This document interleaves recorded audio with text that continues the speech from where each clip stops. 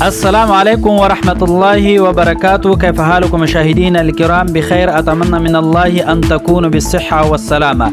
أسماء الحيوانات في اللغة العربية بعربي الجبكي دي حيوانات نمونا: أرنب سوي يا خرگوش، خروف پس، حمار خر،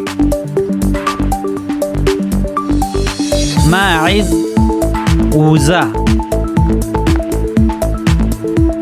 بقرة غوا، قطة بشو، كلب سباي،